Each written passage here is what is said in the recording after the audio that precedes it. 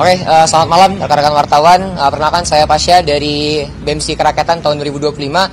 Kami dari BEMSI Kerakyatan kebetulan dapat undangan dari Pak Mensesnek dan Pak Seskap sebetulnya, tapi yang hadir tadi kebetulan Pak Prasetyo Hadi, Pak Mensesnek, dan didampingi juga oleh Pak Mendikti Saintek yaitu Prof. Brian. Begitu, Pak kawan.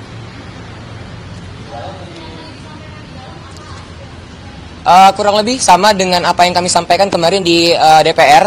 Artinya memang kemarin Pak Sufmi Dasko menegaskan dan memberikan informasi bahwa kemarin di legislatif dan kami hari ini diberikan kesempatan untuk menyampaikan aspirasi kami di lembaga eksekutif seperti itu. Oke, baik, titik tekan.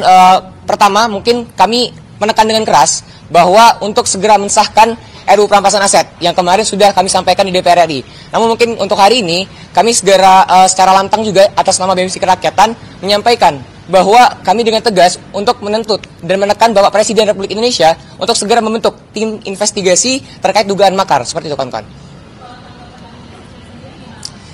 Tanggapan cukup baik. Tadi kami diberikan waktu kurang lebih nanti belum tahu ya waktunya berapa, tapi tadi Bapak Mensesnek sudah memberikan respon yang cukup positif dan segera akan disampaikan ke Bapak Presiden. Kebetulan memang tadi sebetulnya Pak Presiden ingin menemui kami, namun ada acara maulid di Istiqlal kebetulan.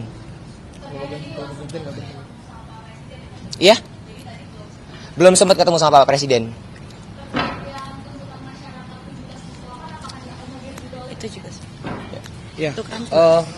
Mungkin tukeran. Kalian tukeran.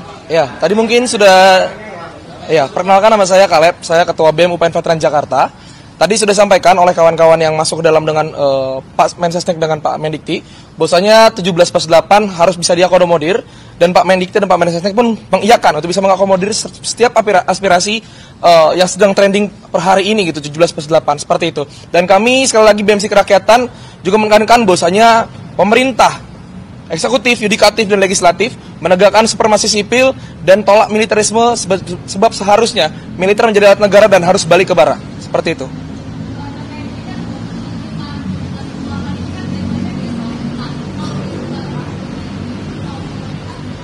Iya, per hari ini sebenarnya kami menemui Bapak Menteri, Pak Mensesnek dan Pak Mendikti. Bukan berarti ini kemenangan yang sudah mutlak bagi kami, tetapi harus ada pengawalan-pengawalan yang jelas gitu.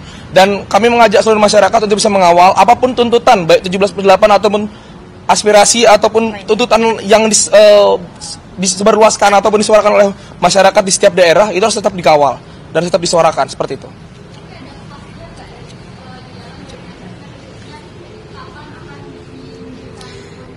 Baik, saya Palosa dari Universitas Yarsi sekaligus koordinator wilayah BEMSI Kerakyatan Banten Sejabodetabek. Untuk kepastian waktu kami belum bisa memastikan sendiri karena dari Bapak Mensesnek dan Bapak Mendikti Saintek itu juga pasti akan mengakomodir segala tuntutan masyarakat dan akan dilakukan dalam waktu ataupun tempo secepat-cepatnya. Artinya apapun tuntutannya per hari ini kita sampaikan langsung ke lembaga eksekutif pun harus tetap masyarakat dan kami rekan-rekan mahasiswa kawal.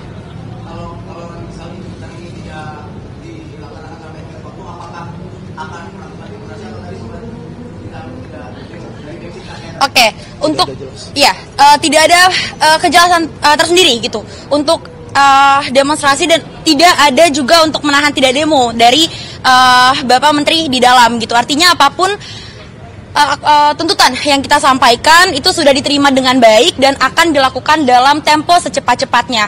Tentunya perlu pengawalan tersendiri dari kami selaku masyarakat dan mahasiswa. Kurang lebih seperti itu. Mungkin bisa gantian sama kawan-kawan yang lain di media ya. Kawan-kawan yang lain bisa wawancara dulu. Terima kasih kawan-kawan. Assalamualaikum warahmatullahi wabarakatuh.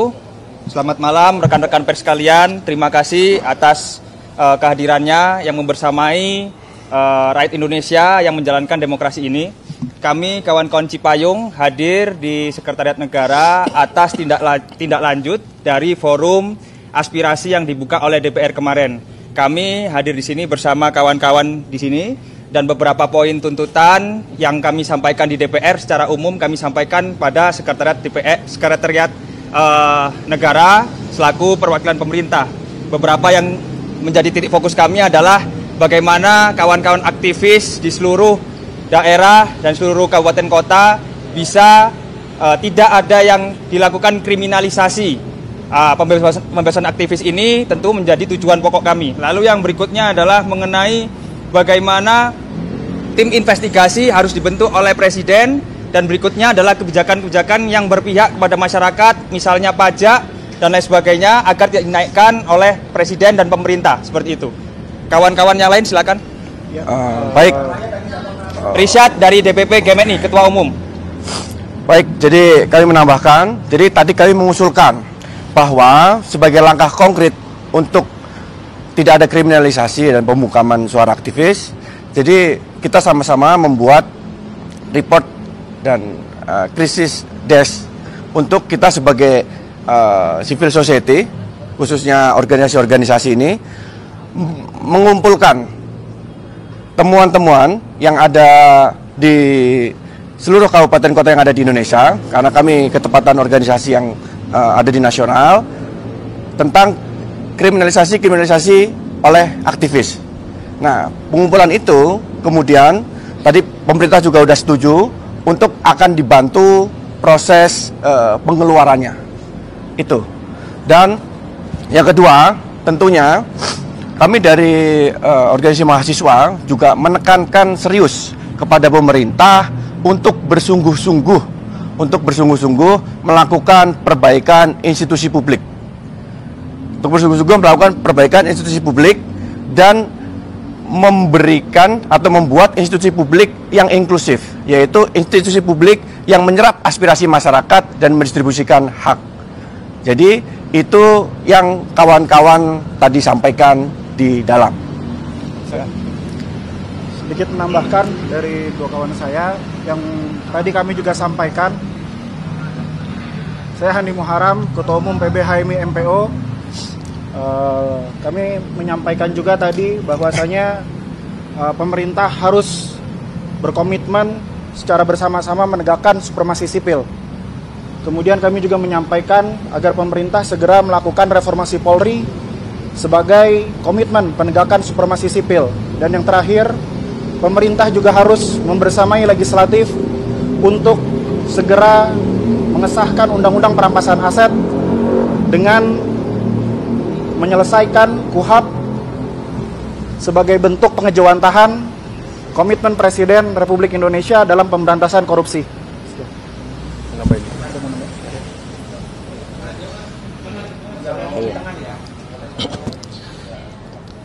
Saya dari PBPMI Cokro, kami tadi juga menyampaikan bahwasanya pemerintah juga harus terbuka, harus memberikan ruang terbuka kepada mahasiswa, kepada masyarakat secara umum, bahwasanya ada kendala-kendala yang akan dihadapi oleh pemerintahan, itu juga bisa disampaikan secara terbuka kepada masyarakat umum, agar kita mahasiswa, agen-agen intelektual, kaum cendekiawan itu juga bisa membantu, tidak hanya menuntut tapi juga membantu, karena kita semuanya pasti menginginkan negara kita, bangsa kita menjadi bangsa yang maju dan terdidik, kayak gitu.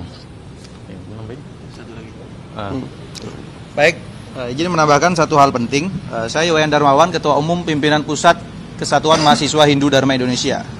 Jadi pasca eskalasi dan aksi demonstrasi belakangan ini, kita melihat Presiden bertemu dengan Ketua Umum Partai Politik di Istana. Tentu itu menunjukkan betapa kuatnya posisi Presiden hari ini, ditambah juga dukungan publik atas langkah-langkah yang diambil oleh Presiden. Oleh sebab itu kami mendorong dengan adanya dua kekuatan ini, Presiden untuk dapat melakukan dan mengambil langkah-langkah strategis ke depan.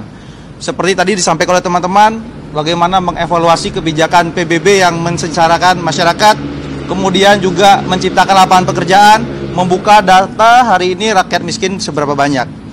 Kemudian yang terakhir juga untuk bagaimana peran lembaga pembantu Presiden agar lebih optimal, agar bola panas tidak selalu dilemparkan ke istana dan mengarah kepada Presiden. Mungkin itu yang dapat disampaikan. Terima kasih kepada rekan-rekan media. Oh ya, satu lagi tadi lupa. Tadi sudah disampaikan juga kepada Mensesnek bahwasanya ada beberapa kawan-kawan kita, kader-kader kita yang masih proses. Kemarin ketika turun menyampaikan aspirasi ditangkap, itu juga sudah kita sampaikan untuk segera dilepaskan. Jadi kepada sahabat-sahabat kita, kawan-kawan kita, kader-kader kita yang mungkin masih menjalani proses itu, silakan di-report kepada organisasi masing-masing, kepada kita, ketum-ketum di sini, untuk bisa segera kita follow up-kan. Tadi sudah kita sampaikan, terima kasih. Nah, makanya ini kita minta kepada teman-teman media untuk menyampaikan nanti, biar kawan-kawan kita di setiap daerah, provinsi juga ikut mendata dan juga segera mereport kepada kita yang nanti akan kita follow up kembali. Tadi sudah kita sampaikan. Jadi kawan-kawan semuanya, kita itu tidak takut untuk dipenjara, kan, tapi yang kita takutkan adalah Ibu Pertiwi menangis melihat masyarakatnya, mahasiswanya, tukang ojeknya, nelayannya, petaninya, buruhnya itu justru dipenjara oleh negara sendiri. Terima kasih sahabat-sahabat. Sedang kita himpun. Sudah. Data sedang kita himpun ya. Belum. Ini terus dihimpun. Bukan report desk, Mas. Pokoknya kita menolak kriminalisasi aktivis.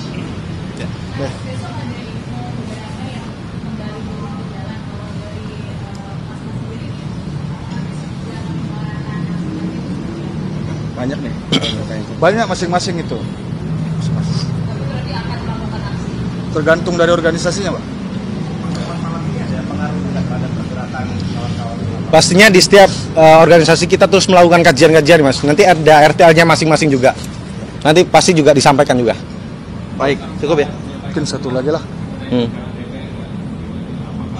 Oh ya, itu Ya. sudah dicabut. Kami sampaikan. Kami sampaikan. Pertemuan malam ini ada marohnya nggak? Ada, Mas. Jadi pertemuan malam ini memberikan kita semangat untuk terus mengkritik dan mengkoreksi bangsa Indonesia. Ya. Terima kasih. Karena beliau sampaikan bahwa kritik dan koreksi adalah bentuk kecintaan masyarakat terhadap negara. Iya. Ya.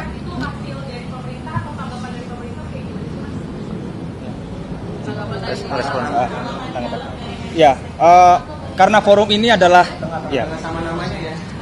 Risat, Ketua Umum DPP GMNI. Karena forum hari ini adalah forum tindak lanjut atas pertemuan kami yang di DPR kemarin, maka ini adalah bentuk penyerapan aspirasi dari pemerintah itu sendiri yang berkolaborasi dengan DPR tentunya. Kajian-kajian sudah kami serahkan sebagaimana di DPR kemarin dan kami ulangi kembali di dalam kantor tadi, seperti itu. Ya. Tidak ada. Ya, intinya aspirasi diterima dan akan ditindaklanjuti secepat-cepatnya dan berkoordinasi dengan kementerian dan lembaga terkait di bawahnya. Itu ya. Jadi kita tunggu saja respon berikutnya dari pemerintah dan DPR. Mudah-mudahan semua masalah bisa diselesaikan. Ya. Tidak. Ya. Oke, mungkin saya nambahin terakhir ya. Dari Gerakan Mahasiswa Kristen Indonesia, saya Ketua Umum Primasur Bakti. Tadi saya sampaikan bahwa pemerintah harus pulihkan Indonesia. Yang pertama adalah menjadikan hukum panglima tertinggi di Indonesia. Yang kedua, tadi kita bicara ekonomi, bagaimana mengatur tata kelola sumber daya kita agar dikelola dan digunakan untuk kemakmuran rakyat. Jadi, tadi juga kita banyak sampaikan bahwa bagaimana pemerintah bisa mengatur untuk kemakmuran rakyat, bagaimana tadi juga kita cerita tanah kita dikuasain oleh pihak swasta, bagaimana juga kita impor beras, impor minyak dan semua. Jadi kita juga menyarankan agar pemerintah bisa mengelola dengan baik dan tidak ada uang negara yang dirugikan, tidak ada rakyat yang dirugikan.